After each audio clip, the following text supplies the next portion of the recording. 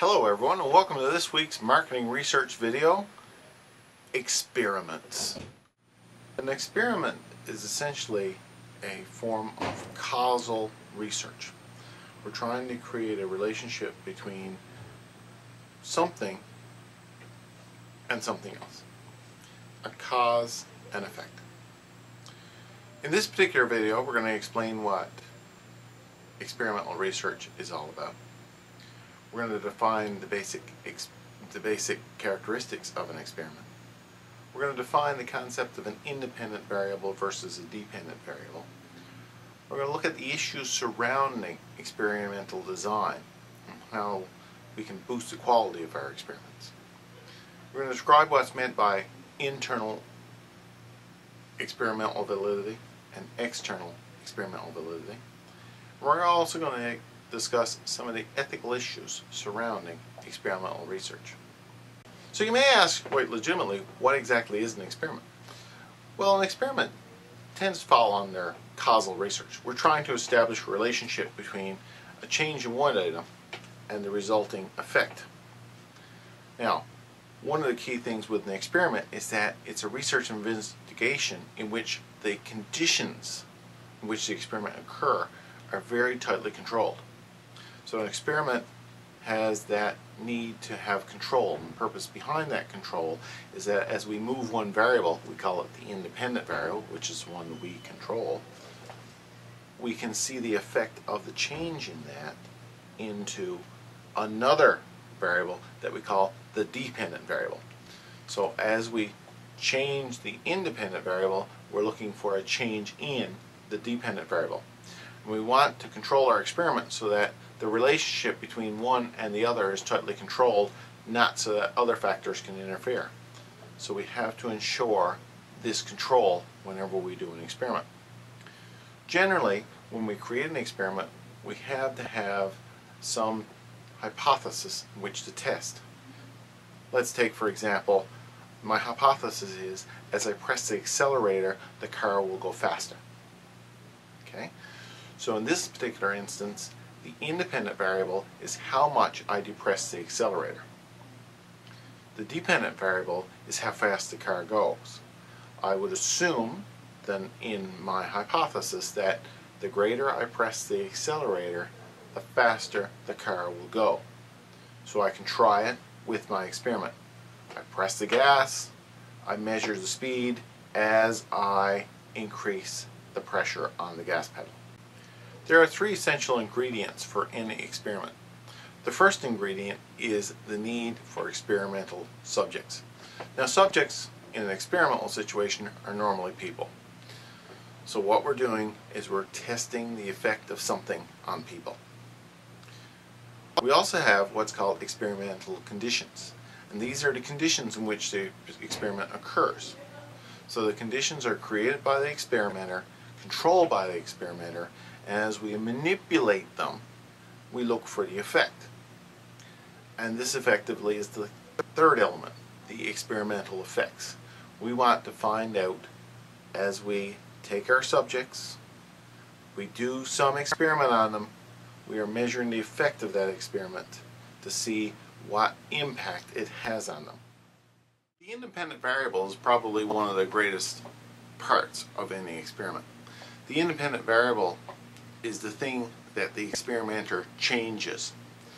So for example, if you're testing a medicine, you're going to, as the experimenter, you're going to adjust the dose of the medicine or the type of medicine that's provided. If you're in the process of testing an effect on advertising on sales, the type of advertising that you run is going to be the independent variable. That's the thing that you manage, and you're going to measure the effect of that on sales. In any well-constructed experiment, what we need to be able to do is to say, okay, here's our change that we've made. Now we want to measure what the effect of that change is. The effect of that change is known as the dependent variable. That's the variable that depends on the change that was made back in the independent. This is where our design comes in importance. We have to ensure that there's a connection between the manipulation of the independent variable and the resultant effect on the dependent variable. And we want to make sure that effect is related to the actual change in the independent variable. Take, for example, this sales issue. Let's run some advertising. So let's run a series of ads, and then we're going to measure the effect of those ads on sales. Now, with the experiment, we got to control everything else. We want our dependent variable to be just dependent on the ads. But what if there are other things that are getting in the way? These are known as extraneous variables. Let's take, for example, that we do this advertising, we do this bit of work around Christmas time. We could argue that potentially our advertising worked because our sales went up. But was it the advertising that generated the sales, or was it a fact that we were in probably the busiest season of the year at Christmas, and the Christmas season contributed to the sales increase as opposed to our advertising? We have to ensure that whenever we create an experiment, we want a tight connection between the independent variable and the dependent variable, minimizing any outside factors, extraneous variables, that come into play.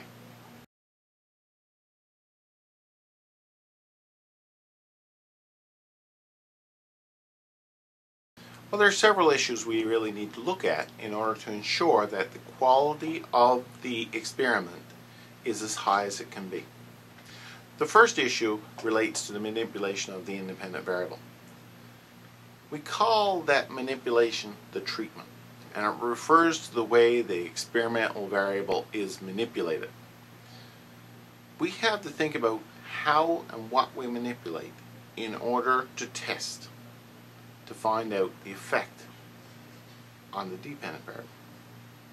We want to establish a close connection between the cause, the manipulation of the independent variable, and the effect, which is the dependent variable. One of the ways that we can do that and maintain the connection there is to create something called an experimental group and a control group. Normally, what we can do is set up two groups of individuals. So we take our experimental group, we break it in two.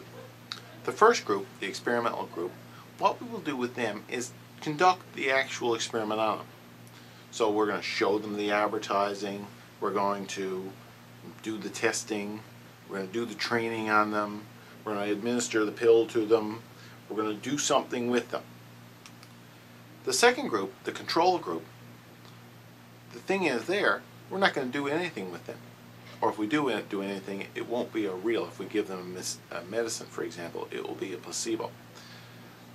The reason we have a control group and an experimental group is to ensure that the cause of the change is caused by the experimental condition and not something else, an extraneous variable. So, let's take our experimental group and let's give them something called the treatment. The treatment is the actual thing that is done to the group. So let's say, for example, that our experimental group, we're testing a new medicine. So what we'll do with the experimental group is give them the medicine. The control group, on the other hand, the other group there, we won't give them any medicine. We're going to send them off then, and at a certain time later, very short time, could be a little bit longer time, we're going to bring them back in and we're going to measure the effect of that on them. The first group, the experimental group, are going to tell us, oh yes, things improved wildly. Yes, my headaches went away, or I felt better, or whatever. And we'll say, yeah, okay, that's good. That's a good indication that our medicine worked. But maybe it was some other factor. That's where our control group comes in. Our control group comes in, we're going to ask them the same question. Well, how do you feel now? And let's assume that they feel well as well. And we can find some measure of it. We can test to see if there's any significant difference between the way the control group feel, the ones that we didn't do anything with, and the experimental group, the ones that we did something to. If they're exactly the same, regardless if they're better or not, we can conclude that medicine really didn't do any good at all. Both groups are the same. Now, if we look at our experimental group and we say that they're vastly different than the control group, more improved, feeling better, we could probably make a good strong case then that it was the experimental condition, the treatment that we did on them, that benefited them and was the cause of this improvement. But we have to be careful all the same, and when we design experiments we have to ensure that the control group are well controlled, meaning that there's not very many extraneous factors that can come in and change the way that they feel. And we have to be careful with the experimental group too, in that the only condition that they're exposed to really is the experimental condition. By having the two groups, it ensures and helps ensure that our experiment is of better quality. The second issue that we need to be concerned about whenever we do an experiment is the actual measurement of the dependent variable. The dependent variable is the variable that changes as a result of our manipulation of the independent variable. So we want to know exactly what it is we want to measure at the end of the experiment. Are we measuring people's health? Are we measuring people's ability? What are we doing? We need to define exactly what we want to measure. So we need to clearly define our dependent variable and what it is we want to find out from this experiment before we ever do it. The third major issue relies on the fact that we need to split our experimental groups and our control groups out. The idea behind the experimental group and the control group, as I just mentioned, is to be able to define if there are really significant difference caused by the treatment. So it's important that we clearly lay out who those groups are. We have to be sure that the two groups are very similar, meaning they have a similar makeup. Same number of women, same number of men, how old they are should be about the same. We want to ensure that the groups are pretty much the same. And all good experiments will ensure that when we break the groups apart from a control group to an experimental group, that we have relative consistency between the two groups, and that way it helps ensure that it wasn't some other factor again that caused the change, rather it was the actual treatment that caused the change. The fourth major issue that we need to look at is how can we manage these extraneous or outside factors that may come in and affect the experiment. Well, there are several things that we can do. First of all, we have to ensure something called a constancy of conditions. What a constancy of conditions is to ensure that both groups, the experimental and control group, have very similar conditions. Nothing else changes with how they deal other than the application of the actual experimental independent variable. So the subjects are exposed to the same conditions. That means that we can't say that was the conditions that caused any particular change between the two. The next thing that we need to ensure is a relative random assignment. If we randomly assign people to the control group or the experimental group, we have a better chance of getting a good experimental reaction. If average people have an average chance of being averagely allocated, that means that there's less chance for error cropping up in our process. We should also try to match. So the two groups need to be fairly similar. So we want to ensure that when we randomly assign people, that they're made up of people who are very similar. So there's no chance of one group being skewed quite a bit different than the other. We could also bring in something called an experimental disguise. And what a disguise effectively means is that nobody knows which group you're in. You don't know if you're an experimental group or you don't know if you're a control group. This is often done with medicines with the application of placebo. Let's say, for example, the experimental group, they get a pill. That pill might be real. The control group would also get a pill, but that pill would be a sugar pill. They wouldn't know if it was a medicine pill or not a medicine pill. This is called blinding. And effectively what it does is it ensures that nobody knows if they're part of one group or the other. We also have a situation of double blinding, and that is where the experimenter doesn't know who's in which group either. So the experimenter doesn't know, and the experimentee doesn't know. Again, it helps eliminate any extraneous variables, and it maintains the structure of a good experiment.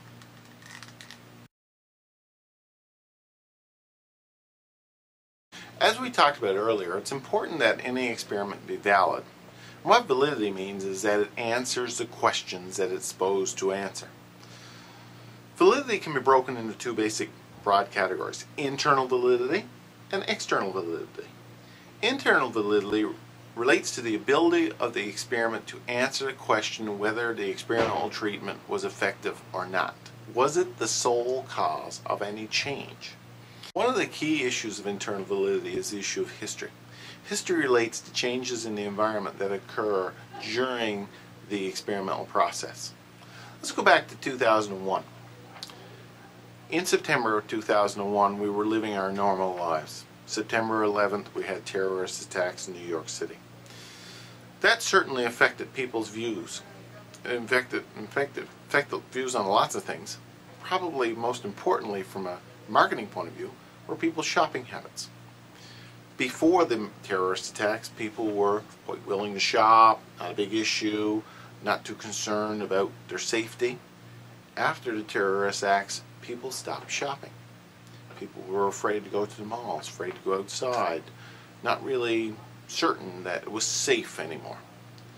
So if we did an experiment on advertising that fell over that 2001 date, we could see that there could be other factors that would come into play other than advertising, in this case the world events, that affected the outcome of the experiment. So when we talk about doing experiments, we've got to ensure that they're done over a relatively tight time frame, and that we ensure that these environmental conditions don't necessarily change too much. If they do change, then we have to ask ourselves, do that affect the validity of the experiment? Of course, some experiments can't be done over a short period of time, and we run into some problems as experiments stretch over time. One of the first problems is the issue of maturity. As our experiment goes, our subjects grow older, they change, they leave. All of this affects the values of the outcomes of the experiment. This maturity or maturation effect can have serious consequences for long-run experiments, because we're not dealing with the same people at the beginning of the experiment as we are at the end. And again, this can throw off the validity of the experiment. Similar to that, we have testing, test wiseness that comes to people. If you're doing tests on people and you're testing them for the same thing over and over again, do you think they'd become test wise as they move along in the testing? Will that affect their ability to do the test? If they're familiar with the questions, they're familiar with the answers, they might tell you what you want to hear. So we have to concern ourselves with the testing effect as these experiments move along. We also have instrumental changes that could occur. Our measuring instruments, such as, let's say for example, we find that as time goes on we have better testing mechanisms. Well, our original testing used old-fashioned testing mechanisms that didn't work as well. We've got these newfangled ones that are coming in that work incredibly well. Over the course of the experiment then we have measures that aren't so good and measures that are much better. Will that affect the experiment, and will it affect the outcome? That's a question we have to ask. We also have selection issues. People select in and out of experiments. The sample selection error could result because of that. People can say, well, you know, I want to be in part of this, or I don't want to be part of this as time marches on. That could affect the experimental value. We also have mortality. People physically either get tired, they die, they move away. These sorts of things happen. So if we're doing a long-term experiment on people, the characters may change simply because of mortality. And those things can affect validity. So we've looked at internal validity. Now let's change our focus to external validity. External validity actually is a pretty simple concept. It means if we're doing this experiment here and we find some results, can those results transfer to society at large? So if we think about external validity, we're doing a test on a drug, and our test groups are showing very positive results from this testing. The question is, will society, or will people in general, get the same positive results from that particular drug? We have to ensure that whenever we do experiments, we design them in such a way that the responses and the results we get are truly reflective of society at large. For example, you know, if we do tests in a school environment where generally students would be 23, 24 years of age on average, what impact will that have on the experiment if the age of society is in mid-40s? The average age in society is mid-40s. can we assume that 20-odd-year-olds will have the exact same results as society at 44 years of age? So we need to be careful that we have external validity in our design. We need to design our experiment so that when we can prove that if we get a result here in our experiment, that result can be transferred to there out in the real world. And one of the ways that we do that is we ensure that the subjects that we use are good representations of society. So don't use all students if you want to speak to society, because society is older than the average student. That's the basic rule there.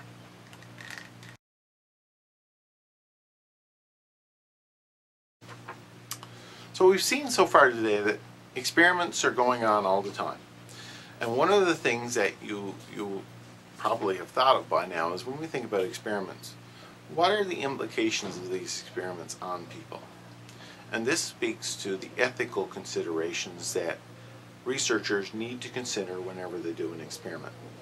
Let's say we do an experiment that involves potentially traumatizing people. You know, let's see if the experiment is a test in which they have to administer an electric shock. And they're thinking that they may have killed someone because they pressed the button too hard, too long, whatever, when they did shock. What are the ramifications of that on individuals, especially the ones who are administering the shock? Do they know they actually administered a shock? Was it real? What do we do after the experiment? Do we tell them that, no, this wasn't real? Do we offer some sort of a debriefing? Do we offer some counseling? These are all important issues that researchers need to consider. Take, for example, experimental drugs. If we're going to ask people to test drugs, we need to ensure that the drugs aren't going to hurt them. What do we do in order to minimize the chance of harm? What do we do in order to minimize the chance of long-term psychological effects? What do we do to ensure that when we do this experiment, it is a right and proper format that general society would agree is right and proper? So these are all issues that researchers need to consider. I want you to take a look at another video that I've also put in here called the Milgram experiment. Stanley Milgram was a researcher in the 60s who came up with this concept of being able to study people's response to authority figures. And this is something that came out of World War II when we saw some atrocities being done by people who were told to do things. And the basic thought of Stanley Milgram was that, I wonder how far you can push people. So what he did is he set up an experiment in which people were brought in and they were so-called testers. They were told to administer a test to a subject, and if the subject got the answer wrong, they would give them a shock. Seems pretty simple. But in that experiment, these people thought that they were given real shocks. They thought they were given deadly shocks. But on the other hand, they also continued to do this because they were being pushed by a person who was a teacher, we'll call them, to administer the shock. Now this learning experiment had little to do with electric shocks, or little to do with teaching, and little to do with anything like that. The experiment was actually a testing of people's response to authority figures. And would people do what they were told, despite the fact that the consequences of being doing what they're told was gravely wrong? Look at that video. Think about some of the ethical issues that occur in an experiment. Consider the independent and the dependent variable. Consider the fact that the implications of the decisions that were made and the processes that were put in place in order to get answers to see if that was a reasonable type of thing to do. Consider, is that the type of thing that we want in experiments, and consider how can we apply certain tests to all experiments that ensure a high ethical level. So that's the experimental chapter. Again, I invite your questions. If you have any, please let me know. Thanks very much. See you later.